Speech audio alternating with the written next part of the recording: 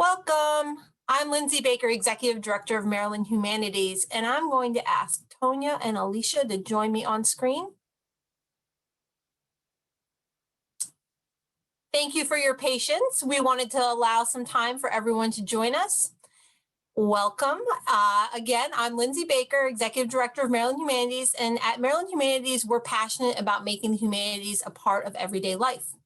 Our statewide programming uses the humanities to explore our ideas, stories, and values, to foster understanding among people with diverse perspectives, and to strengthen our ability to interact meaningfully. I invite you to take a moment to learn more about our wide-ranging work by visiting mdhumanities.org. And of course, I hope you will consider clicking on the donate button at the top of our website homepage when you visit. We are an educational nonprofit, and like many of you in the audience today, our work is made possible through the generosity of our donors. I'm so excited you all could join us virtually this morning, this Monday morning. This event is the third in our Beyond Statements, Leading Racial Equity in the Humanities Organizations series. At a time when many organizations have put out public statements in support of Black Lives Matter and in opposition to white supremacy, dismantling our organizational inequities remains an elusive next step. As we at Maryland Humanities dig into operationalizing racial equity work within our own organization, we thought we would benefit from hearing from leaders in the field. We wanted to share that opportunity with our colleagues in Maryland and beyond, and that is why we created this series. For this series, we have leaders from Maryland who will speak to the efforts they have led in their respective organizations. I am thrilled that you all are joining us today, and it seems that you agree with us that this is a great opportunity. Today, we'll have Alicia Jones-McLeod in conversation with Tonya Aikens.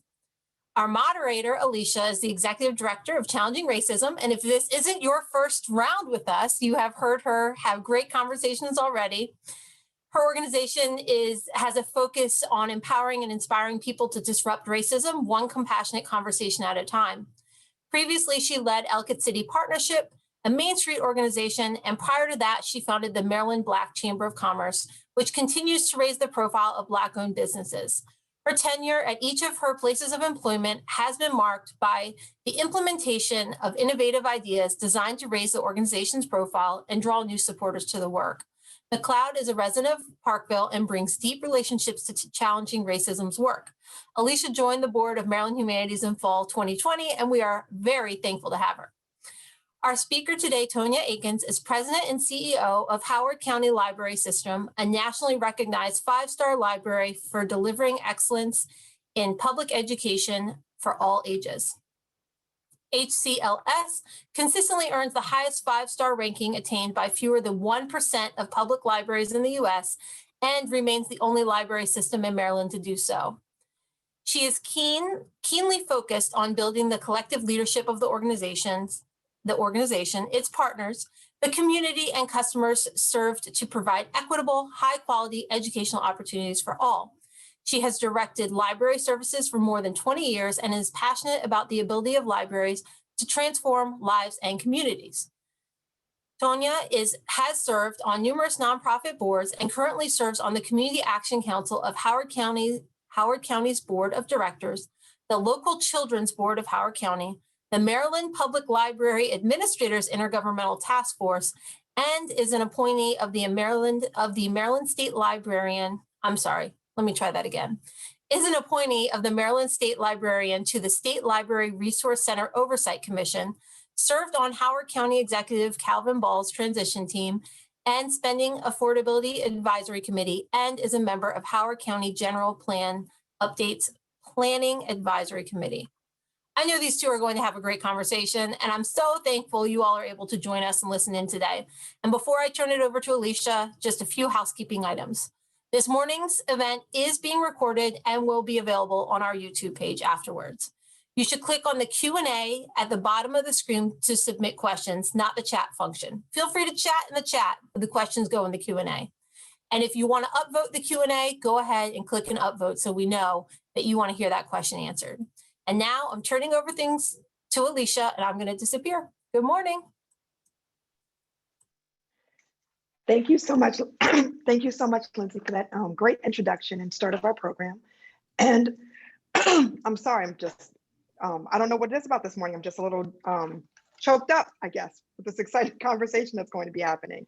And Tonya, I'm so happy to be talking to you today and for you to be a part of this series with us. So welcome. Thank you so much, Alicia. I am honored for the invitation. Thank you so much. And I will say, after hearing your resume and all of the things that you're doing, which I'm sure that's just the tip of the iceberg, I'm glad that you were able to make time for us because it seems like you are very, very busy. I thought I was busy, and then I heard all the things you were doing. I was like, wow, I need to step my game up. But that's okay. That's okay. I aspire. So we're going to kick off our conversation with the first question. At the Howard County Library System, how are you defining racial equity within that organization? Yeah, thank you for that. You know, I really began, so I joined the library system in 2018, and I really began at that time just assessing our mission statement and our values and how we were approaching the work. Our mission statement is we deliver high quality public education for all. My team will tell you that I always ask about intent and impact. So I asked how we were being intentional in that space about ensuring that we were delivering high quality public education for everyone in our community. How did we know that our classes and our events and our materials collection really were for all and accessible by all and welcoming to everybody and meaningful for them? How were we assessing that and what the impact was and where the gaps were? And so those questions, we found that we weren't able to answer or couldn't answer in a manner that really satisfied us and revealed truly racial equitable service. And so we began working to change that. Racial equity for us is the fair and just distribution of resources and opportunities for everyone in our community. And for me, I am asset-based. I loved asset-based community development. So it's also shifting power from being centralized within the organization to being centralized in the community that we serve. Really becoming community-led and community responsive in all aspects of our service. And that looks like ongoing engagement and collaboration with our community and people of color and those communities. In determining and delivering educational opportunities that speak to them and reflect them.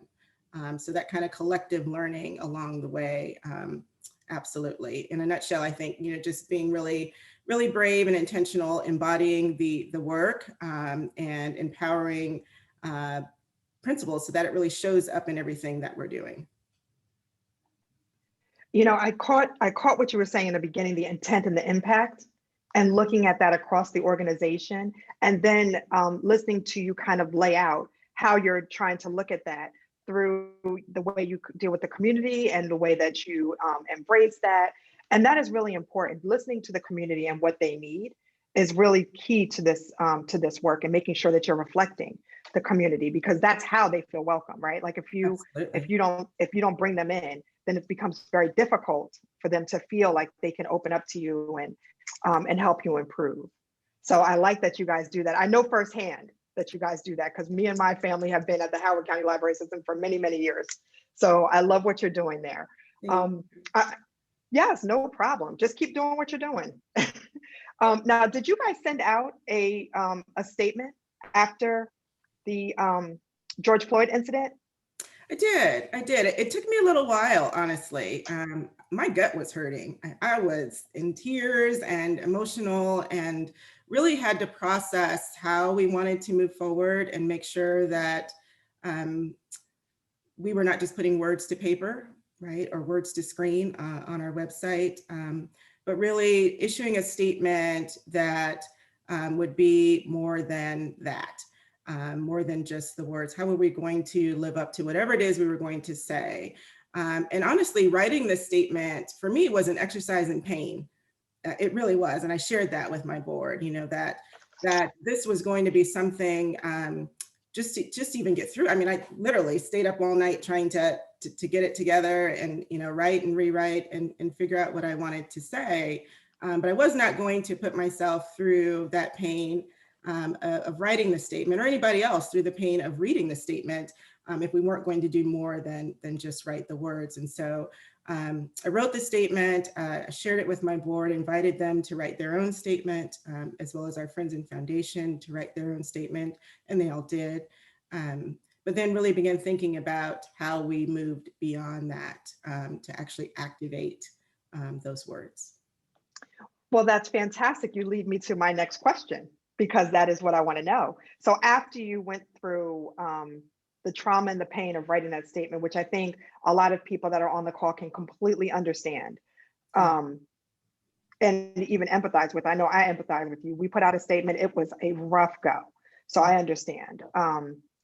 But then what changed in the organization? So what were you able to do as a result of putting out that statement? And what actions did you take there? Yeah, well, we did a few things.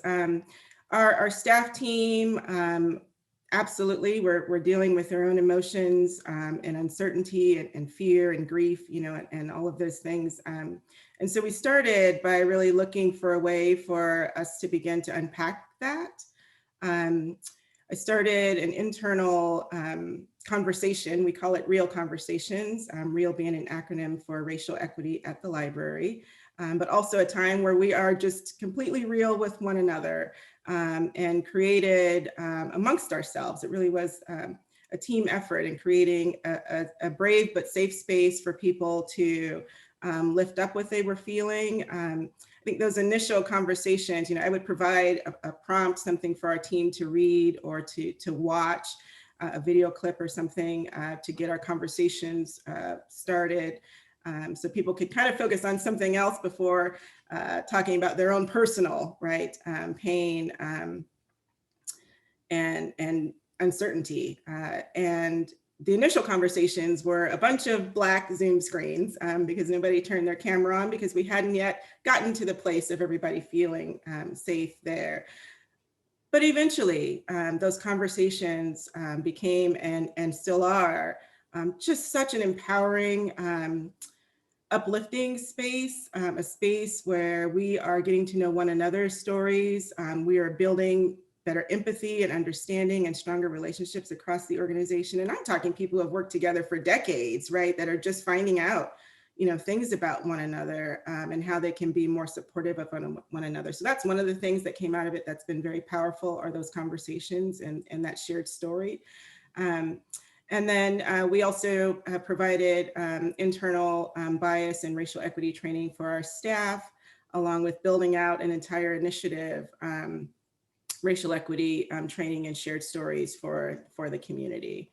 And that one's a long one, but I can go into that whenever you like. So first I want to talk about the black screens and people not feeling like really, really safe. Yeah. Because I think that's something that a lot of people in organizations are going to see when they start this. Absolutely. And also that you have people that have been there. So I know some of your staff, right? I know there are people that have been there for a long time and have known each other for a long time. But you're saying that they still weren't prepared to be at this level of just being raw and open about these things. Absolutely. The way we engage with one another is not on that level typically, right? Yes. Even Yes. when you work with somebody for decades, right? We're working, we're colleagues, but it's not that deep, and this peeled back so many layers for folks. So to get ourselves to the point, and I kind of started that, where, I'm going to step into this space and I'm going to be transparent and allow you all to see that I'm willing to do so, and hopefully provide you some glimpse of the healing that can provide, and give you an opportunity to support me in my journey. And then it just kind of became this ripple effect across the organization, where more and more cameras came on, where more and more people were willing to unmute and kind of share the story and step into that space and feel the support from their colleagues. But I mean, being authentic and being transparent is key, especially when you're leading this work. Absolutely. Because if you're not able to share your story, if you're going through the trauma of writing the statement and then not able to actualize the actual work that you want to do, then what's the point of writing a statement, right? Like you went through all that trauma for nothing. Absolutely. And I think as a leader, part of that authenticity is being able to say, I don't have all the answers, right? Which is something, not every leader is comfortable with, for different reasons and for different contexts and in different work. But for this, it certainly has to be out there. And I just think that was key as well, both from me to our organization and from our organization to the community. So Tonya, are you saying you don't have all the answers to racial equity, like in your back pocket? Like you don't know, you don't know how to fix everything? I do not. Do you find that people think that you might? Well, you know, I said it because I think they're right. I think they might, not that they think I could solve it, right? But even as a Black woman, right? That I don't know everybody's experience. I can't speak to everybody's experience. Yes. You know, so yeah, I think it's important to say that, and in saying it, I think it allows people to understand that there will be mistakes along the way, right? Everything I say may not be the exact right thing to say the exact right way. I am learning along with our team, and our team is learning along with our community. And when we talk, going back to being authentic, I'm hearing you say, you know, that you're a Black woman leading these conversations. And I don't even remember, outside of racial equity, the last time I would mention in a conversation that I'm a Black woman. You know, like it's a part of my identity that really frames a lot of the way I see the world. It frames the way I feel the world and the way I go through the world, but it's not something that we discuss. So I'm sure, being a woman of color, especially in Howard County, especially at this moment, especially at the library, that's a lot of hats to wear. And I want to ask you about using the platform of being a Black woman as that platform of doing racial equity, even beyond kind of what you're doing just internal into the internal at the library system. Because I know I've seen you at leadership events and different things, but has there been an opportunity for you to use your platform to do more and better work in the community, as opposed to just, not that what you're doing at the library is not enough, you're doing a great job, but I'm saying, like, in addition to that, how is that going and what are you able to do there? Yeah, no, thank you for that. I think, you know, I'm as many ways as I can be somebody who says yes to just about everything. So if there's an opportunity to help and to grow myself, you know, and to be present in our community, to build better community, I usually say yes to that, right? If I've got any kind of way, the capacity to fit it in, then I really do, because I really enjoy the work. So absolutely, those opportunities have been there to have conversation with various groups, to just share amongst leaders and amongst others in the communities how we're doing the work, the challenges, you know, kind of support group type of thing. So I would say, you know, and everybody should have that, right? Just as we have it in other areas. I mean, it's so key, right? Yes. You have your networks and support in other areas of the work. You're definitely going to want it in this area as well. So yeah, I think there's absolutely that opportunity. I've always, you know, from a very young child, in that upbringing and teaching to make sure that you make us proud family, and that you reflect yourself well. I still lead and operate in that way, right? And I would agree with you. Don't necessarily always think of it as, or call it out as being a Black woman in that space at that time, but just wanting to do a good job in that moment. And there are a lot of platforms that I know you are part of, as we heard from your bio, where I'm sure you are using your voice to really be able to just bring a light to some of these things that are going, and also make sure that people are also looking at it from another lens. Yeah, you know, everything I have opportunity to do, you know, beginning some work with the State Library here in Maryland. He's doing an amazing job providing opportunity around racial equity and DEI work, and training for leaders in the state, and for library staff across the state, and working with that DEI team as well. And just telling everybody, it is okay. You're going to make some mistakes along the way. We all are. And giving people permission to stumble is important, but being transparent and apologizing authentically. Absolutely. It's very, very helpful, and knowing how to apologize. I find that that is a skill that some people lack. They don't know how to just say, I'm sorry for what I did or how I made you feel, and then stop talking. Just say, I'm sorry. Own it. Yes. Right. Don't tell me all the reasons why it was okay. Just tell me that I'm sorry for what I did or how I Right. made you feel, and then stop. And then Right. that's enough. And we can move on from there. Agreed. So yes, I find that that's one thing that I want more people to know, is that it's okay to make a mistake. And all you have to do is have a humble apology at the end, and we Right. can move forward. But Right. make sure that you have the apology down pat. That's why my husband and I have been married 20 years, because he knows how to apologize. Because I'm always right. I don't know. I'm always right. So yes, so when he apologizes, I'm like, these are the words you say. I think now he has them just like memorized, but I used to have them on like an index card. Just saying. Sometimes it's helpful to have a little crib sheet. I want to ask you about your process and what you guys are doing. I know you guys are doing some big stuff with the community, so I want to give you a chance to talk about that. But how did you go about developing a plan for how you were going to do this at the library and with the community? Is it one plan? Do you have separate plans for what you're doing internally as opposed to externally? Yeah. We've got multi-layered things going on here in Howard County. Absolutely. How did I know that was true? Yes. That is true. Yes, And yes. we'd actually planned pre-pandemic for a lot of this work to happen on the staff side, as far as racial equity training. And we were having these conversations because I think it's part of the bedrock foundation for asset-based work, right? And so we had this planned out and sketched out, and then a lot of it was kind of pushed to the side or delayed due to the pandemic. And so after George Floyd's murder, and having those conversations with the board and really beginning to frame how we wanted the work to roll out and the capacity we had for the work during a pandemic, begin to kind of sketch that out. So I had some conversations with my board and presented them a proposal to really do simultaneous work with staff and with the community around racial equity training and story sharing, right? And part of that came up through those real conversations and just how positive they had been and how powerful they had been.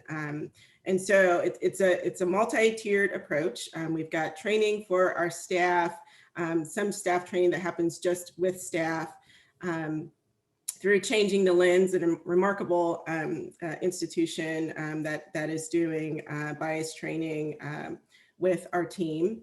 And then our leadership team is also part of a cohort here in the county, run out of our Department of Community Resources and Services, where leaders from our library system, our school system, several groups, police, several groups that are in this racial equity training.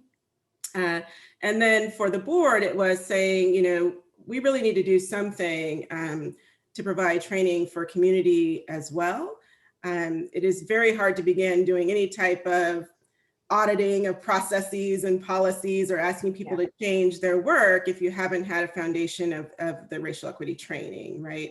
And so that is what we did. We issued an RFP for a multi-tiered kind of initiative that would allow for training and story collection so that people across the community could share their racial equity experiences here in Howard County, positive or negative. And we could really begin to look at the themes that were there and to do some sense making sense of what we saw, and having conversation and really building empathy and better community as a result. So. Okay, so operationalizing this internally with the staff, do you have like a consultant? Is there like, do you have like curriculum that you're going through? Is that kind of what you're doing there?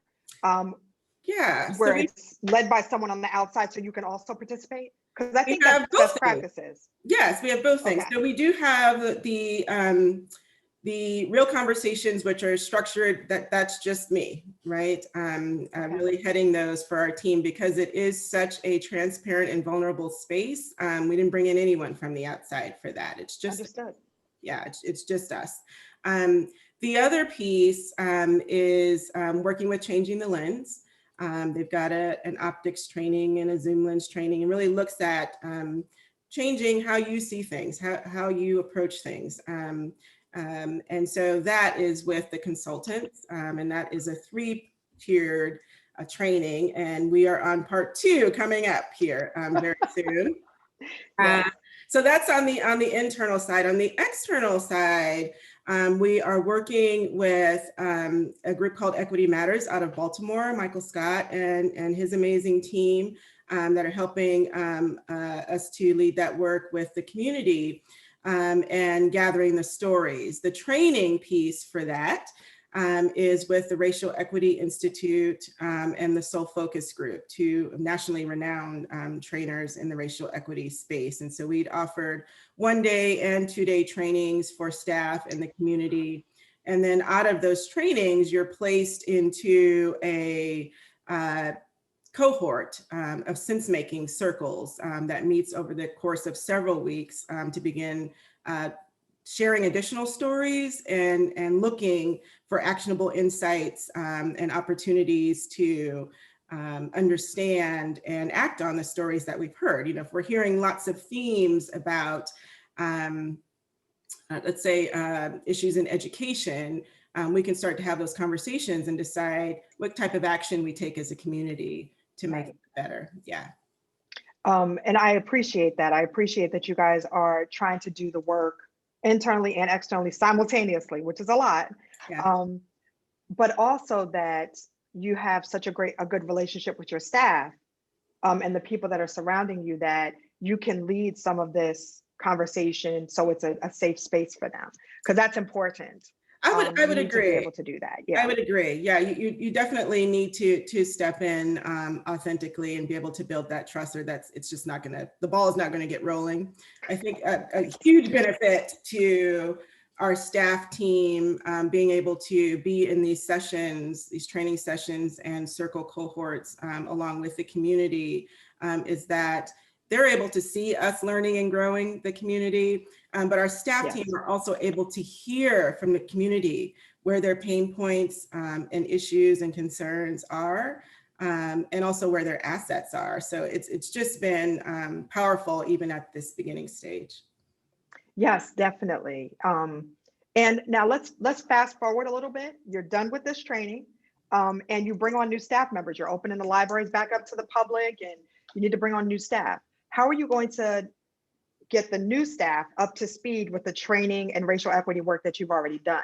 What is the ongoing plan to continue to engage? Thank you so much for that, because I think, you know, sometimes when we say, you know, this is not a box check, this is something that is ongoing, you know, people can feel a little bit burdened by that statement, like, oh my goodness, you know, there's never an endpoint to this. But I don't think it should feel burdensome. This is like anything else that we do, especially in a learning organization, right, where we are always learning and promoting the importance of ongoing education. This is something that continues to happen. So it'd be just like any other training that you always do for your staff to onboard them and to make sure that, you know, we are all continuing to move together in the same way. So it's just something that we're folding in to our ongoing practices, and that takes care of it. It's not something that is separate or apart from. It is completely integrated with our learning here. It is integrated with our budget, which is also important. You have to fund it, and you have to make sure that you're setting aside the funds to make sure that these things happen. So I think that's the way, and it doesn't become any harder than anything else when approached that way. So I do agree with the approach that you guys are taking, because it would be like going into the library asking for a recommendation from the librarian, and she'd be like, I don't read. Right. Why would you ask me? Right. It's like, well, that's kind of your job. Like, that's like what you do here. Absolutely. But also, in addition, making sure that this is part of what you're doing and there is funding behind it, because you don't have priorities in any kind of organization that doesn't have money. So that's why the term follow the money is a thing, because that's how you know what's important to the organization. So I'm glad that you mentioned that, because the budget piece is important. I mean, you can do some things without money, but if it's really important for the ongoing sustainability of this work, you have to put some funding behind it, right? You do. And you even have to, and we're not all the way to the point of making sure that, for instance, we've got within our collections budget or our programming budget, right? How we're looking strategically to ensure that certain portions, right, equitable portions of our materials budget is going to materials around this topic and that are reflective of those types of things. So you have to get all the way down. So we're at the beginning stages, but I think that intentionality has to be there, or you can't measure impact and you won't have it. So do you have a separate, like, are you doing a strategic planning session? Is this going to be a racial equity plan? Are you going to revamp your strategic plan to incorporate some of the milestones? What does it look like actually tactically? The latter. So we, that's a great question. Thank you. We were in the midst of updating our strategic plan pre-COVID. And I'm so glad that it was interrupted because it gave us the opportunity to reset, and we've not taken up that planning yet. Part of what I believe, again, has to happen is the full-on racial, how are you gonna ask people to create a racial equity plan, truly, and to integrate these strategic processes if they've not had the racial equity training and they're not all looking at things with a proper lens, right? Or even a shared lens, right? For what we mean by these things, right? And really having some context and understanding of where our community is and how we're going to serve them. So that is absolutely on pause right now while we get the training underway and really get ourselves undergirded with the information we need to do it successfully. And I think the first step whenever you take this on is really just awareness. Like, people need to be aware that racial equity is something that we're moving toward and what that looks like. So what does inequity look like? What is, what does discrimination look like? What does racism look like? And those different components. And then getting to a place where at least we all understand the baseline definitions and the words and those things so that we can move forward to have a conversation. Because it's really hard to have a conversation with someone that's speaking a whole different language from a whole different place. So yeah, I think that is a really good first step, is in operationalizing, is laying down the definitions and the kind of the guideposts, like these are the things that you should look for. These are, this is what we're hearing, and kind of having that conversation with both the board and the staff and the leadership and all these different places. I do not envy you doing all of that on top of running an actual library system, because that's what the work is, right? Like, you're doing this, integrating it into your work, but it's still like, you can't say, well, I'm not going to worry about books today. We're only going to do racial equity. You have to kind of have all of it integrated, which can be difficult. You do. And it's definitely, it's obviously you've got to have, the commitment and make the time, and it's going to be time on top of whatever else you've already committed to, right? But it still has to be one of those things that there really isn't a way to say we're not going to do this or we're going to do this later. That just isn't sufficient, right? So it's happening. I've had amazing team here. I've established an internal racial equity team that has just been essential in helping to move the work forward. We've established a Racial Equity Alliance in the community. It's a team of 20 community leaders across Howard County, representing various organizations and cultural groups to also, kind of support us and to be able to help guide, right, our work and how it's going to be received and what's needed for the communities they represent. And so that's been very powerful and helpful as well. So I want to just take a moment and reiterate that, because one of the things that I love about Howard County is how it's small, so people know each other. Like, who's running the college and the hospital, so it's not like if you guys ran into each other at a meeting, nobody would know the other person. And those relationships allow you to share best practices and different information across different organizations, where you also, I'm sure, are getting information from the libraries on a national level and a state level about doing some of these things. But it's also helpful to talk to people in the community that are just leading another silo kind of what the work is. So yeah, I love that about Howard County, that everyone kind of knows who everyone is and they all talk. So everyone talks in Howard County, That's which is good because you have that relationship. Yeah. it is, you know, and I would agree, you know, there's definitely the bandwidth of tapping into, you know, other leaders, library leaders across the state and across the nation.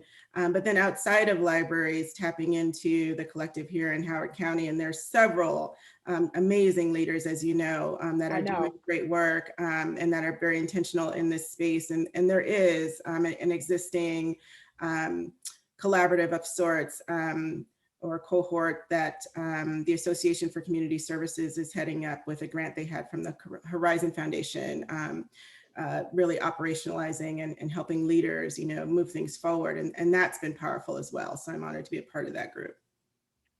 Great ideas there about having conversations that are across different organizations with leadership that can support what you're doing, also help you get the messaging out, help you to frame your ideas kind of as a support network as well. Not just for personal support, but professional support is also needed here.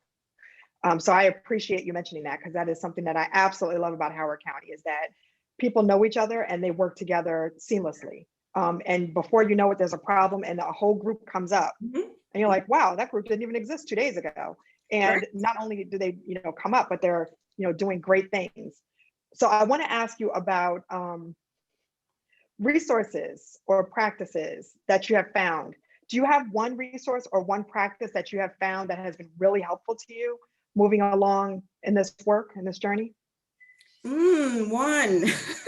Only one. I guess I would say that ongoing training and support. I don't think, I mean, it is one of those things where you're constantly learning and you want to be, you know, I'm very hungry for it in the ways that I'm hungry for knowledge in other ways and in other areas. So I think that's the thing, to have that ongoing learning and engagement and support throughout the work, that accountability that will come with that as you check yourself against what you're learning or those conversations you're having with colleagues. I think if it was resources, I would definitely say REI, the Racial Equity Institute. They're just phenomenal. If you have a chance to take one of their trainings or can arrange to, I would definitely recommend that. Get your hands on the bookcast and don't just read it, use it as your study guide for all things moving forward. I mean, it's just phenomenal. And, you know, it's not something to be read. It's definitely something to be studied and to come back to over time. So, and then of course, anything Brian Stevenson. Yeah. So, you know, I'm a lifelong learner. I love learning new things, right? And I love reading books that are studied. I love the way you put that, a book that you need to study and not just read. But I will tell you, I am somewhat challenged at doing the personal stuff because I need to take a break sometimes, right? So what does that look like for you when you say, you know, I need to do some self-care?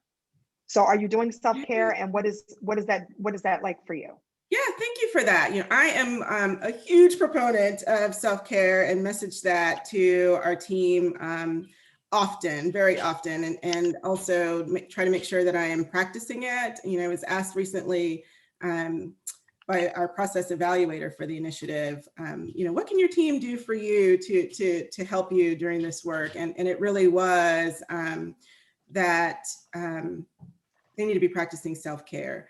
And I need to be doing that as well. Otherwise we hit a wall and nothing moves forward, or it doesn't move forward in the ways that it should. So for me, I'm somebody who loves warm, fuzzy blankets. I like candles. I enjoy long baths. I enjoy walks in nature. And I try to make sure that I'm, you know, taking advantage of the opportunities to squeeze those things in. You know, for me, you know, some time under a blanket with a nice cup of tea is powerful. Just to, you know, kind of take the break from things, you know, and also walk on the trails. You know, I really love just being out. So the simple things like that you can do during a pandemic are amazing. So I think, you know, building those things in often, having the candles and the scents, you know, all of those things that just kind of bring you some peace and tranquility. Are powerful and necessary. So I do all of those things routinely. Which is important And one of the things that I think is also very important is that your staff see that. They know, like, that you mentioned to them, I'm taking a walk today, or I'm going to do a walking meeting with you all because I want to make sure that they're doing the same things and understand that it's acceptable. Because, in the beginning, we talked about the great relationship that you have with your staff, but not every workplace is that way, right? So really being in a place where people feel like they can be their true and authentic selves, that it's okay for them to be, upset or hurt or feel that way about something that happened to them that might not even be at the workplace, right? Like, I mean, with George Floyd, I felt hurt, and that wasn't something that had to do with my job, right? Like, it had to do with a lot of other things. So it's helpful to be able to just model that behavior because people can see it. And then take it on for themselves as a way that they can also self-care. It's acceptable to take time off sometimes and to be off camera and to, kind of just take a moment. All of that is acceptable practice, right? Absolutely. Absolutely. We've had these kind of guiding principles for our team and our work internally that were really centered around self-care at the start of the pandemic. And there's just so much pressure. And I think even for our team desiring to maintain that high performance, they were accustomed to pre-pandemic to hold on to that and make sure they were delivering at that level and concerned with how they would be evaluated and judged, internally and externally. And it was kind of the continued messaging for folks that, no, you're in a pandemic too. You're dealing, with dual pandemics now with the racial equity issues and people have had, various impacts, whether they've lost loved ones during this time or have been otherwise affected in some way. And it's okay, right? To take a breath, to take a moment and to care for yourself and your family. And that is also something that I message, that family first, work second. You don't hear that everywhere, but we message that here. It's important. It is important. It is important. And I have a question from the audience for you, which I think is a great question. What do you think is the best way to handle resistance to these ideas? Do you have any suggestions? I do. I want to hear the answer to that too. I'm taking notes. So what do you do? I think it's going to look different everywhere. I'll start with that, right? Because it depends at the point. It depends where that resistance is coming from. So that's a conversation, right, of beginning to I guess, engage the individual or the organization or the community of folks around why there is resistance. Sometimes there is, maybe the immediate defensiveness of someone saying it's your fault. If we need training in this area, that must mean that something is wrong or that we are doing something wrong. And I think stripping that away is one of the wonderful things that we've enjoyed out of the training with the Soul Focus Group and the Racial Equity Institute. Their messaging that we've all been racialized, that we've all, been victim to this, that it is not our fault, right? This is what we were born into. This is the society that we've inherited, but that we do have a responsibility and we can do some things to change it. So I think it's finding out where that resistance is coming from. However, there may need to be a precursor to that conversation, right? I don't know that you're in a space to have that conversation as a first step. There may need to be, as we've talked about, some conversation leading up to that to build trust to allow that conversation to happen, right? Nobody's going to become transparent and just lay it all open for you if they don't feel that they can. Yeah, and that's very important, that you have to be able to have that relation, not just the training, not just the know-how of how to address someone that is resistant to this idea that race is a thing that plays in our everyday lives, and we have to do some work, right, to be able to make it equitable for all people. And somebody did ask in the questions about equity versus equitable, and equity versus equality.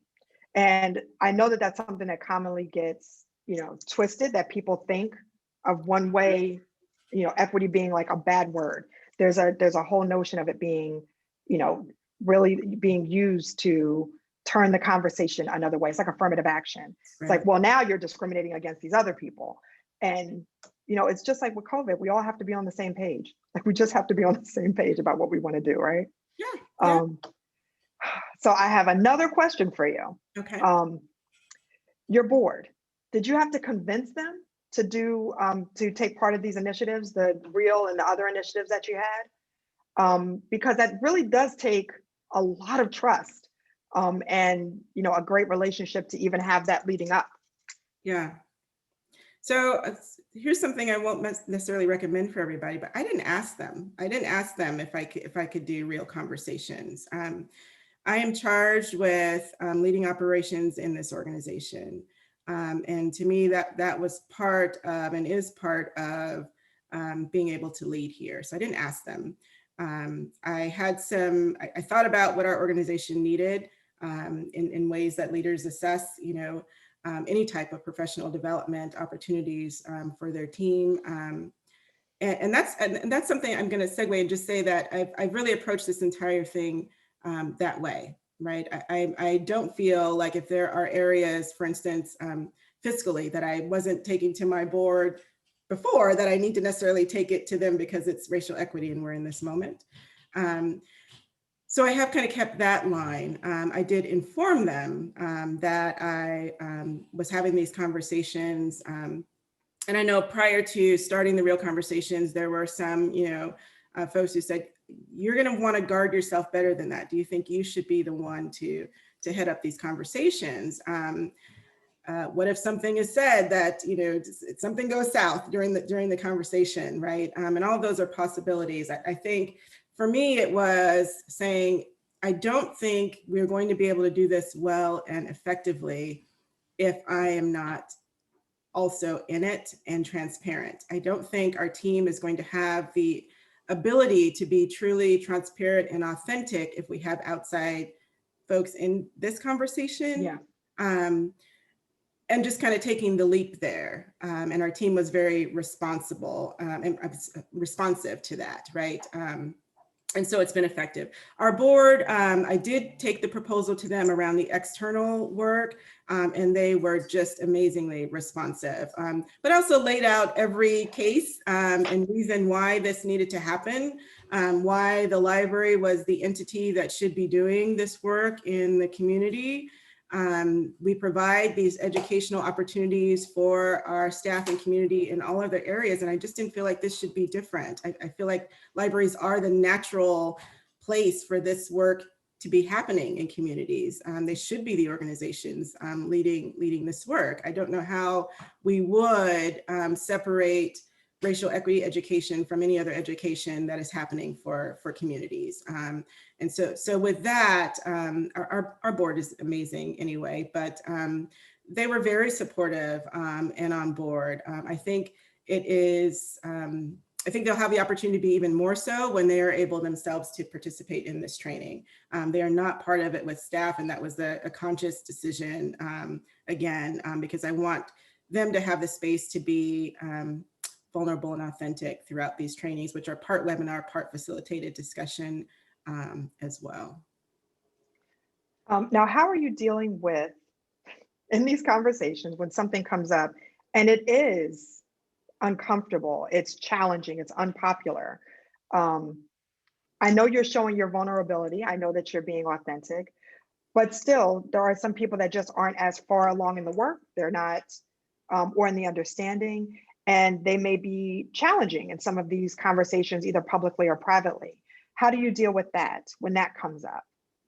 Yeah, thank you for that. So we have some guiding rules that we read at the outset of every real conversation, right? Even though we've been doing them, I don't know what conversation number we're on now, but I read them verbatim before we start talking and make sure everybody knows that we're all responsible for the space that we're in and how we're going to maneuver in that space. So we do that at the outset of the conversations. I also do that at the outset of, I lead a separate kind of discussion group with our leadership team. And we've got similar principles there that are discussed. And I think, I let people know that I'm not the traffic cop for conversation, that we all are. that it's all of our responsibility here to make sure that we are having a respectful, honest, but respectful conversation with one another.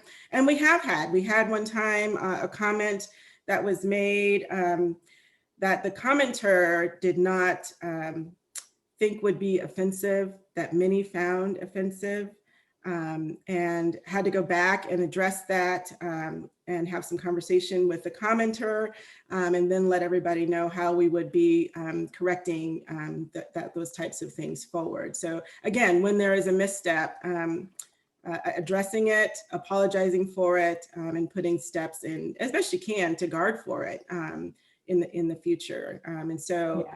But also, letting people know, even in our trainings now, I said they were part webinar, part facilitated discussion, letting people know that, HCLS may not be in agreement with everything that is stated. We've got, it's wide open to the public here.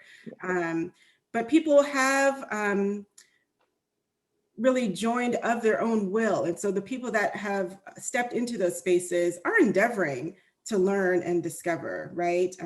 That does not mean that they're going to get everything right, but they're on a quest to try to understand. And I think there is some patience and, understanding when that happens. So we just correct it and we move forward.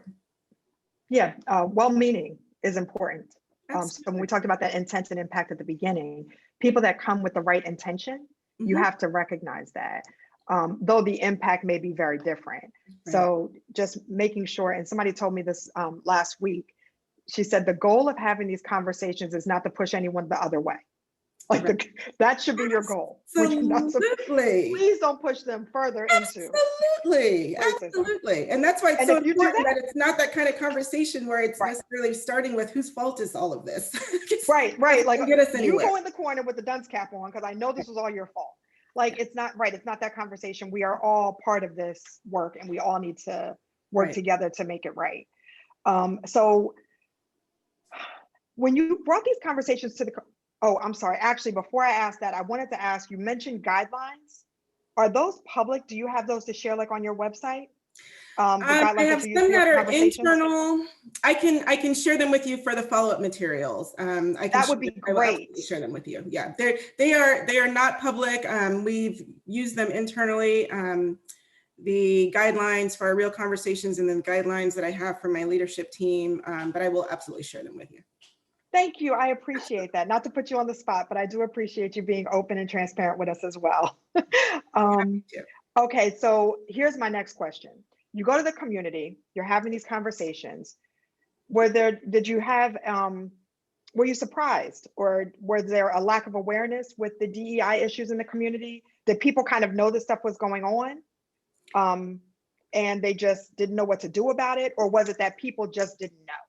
I think a combination of yes and for all of it, right? There are some folks who have been in this work a long time or have had negative racial experiences in the county for a long time or in their life, right, for a long time. And there are others who may say, but this is Howard County. It's diverse and it's wonderful. And we didn't think this was really an issue here, right? So it's been all of that. The powerful part of collecting the stories has helped, I think, to share just that, where people are experiencing these issues and these concerns in their lives, and bringing, shedding some light on that, building some understanding around that, and that, yes, it did happen here, it did happen in this instance or in this community or this neighborhood or this workplace or what have you, this school. This library, all of it, we're not exempt either. All of those things for folks to be able to say that and to share it has just been powerful. So all of it, yes, and even the redistricting conversation that happened, I was like, wow. I mean, and it's like, this is a very diverse community, but we need to understand that we all have, diverse means there are differences. And we need to have conversations about differences, not just what we all love, right? That's right. Diverse does not mean inclusion. Right. Diverse does not mean welcoming. Diverse does not mean any of that. Diverse means diverse, and there is a difference. Diverse does not mean anti-racist. So right, and we have to respect that. And Tonya, I want to say thank you so much. I have appreciated the time today with you. It has been awesome talking to you and hearing about all of your viewpoints and the great work that you're doing. So I really appreciate you being with us today. And I'm going to turn it over to Lindsay because she has come on camera. That means my time is up. Thank you. This was a great conversation. Thank you so much, Tonya and Alicia, for that open, important, and engaging conversation. And Tonya, you talked a lot about the work that you all are doing internally and externally, but what held for me as the executive director of an organization is that importance of self-care and the importance of that in your work and with your team, and the idea of family first, work second. So thank you for that. I think that's so important for people to hear, especially from leadership. Thank you to everyone who made this event possible. A special thank you to Andrea Lewis, who's working behind the scenes to make this event run smoothly. Thank you, Andrea. And to our audience, thank you for joining us for our final Beyond the Statements event. If you missed the first two, you can always find the recordings of all of our events on our YouTube page. And please take a few moments to complete our survey to offer feedback. You can find the link in the event follow-up email you will receive afterwards. Thank you, everyone, and have a great day.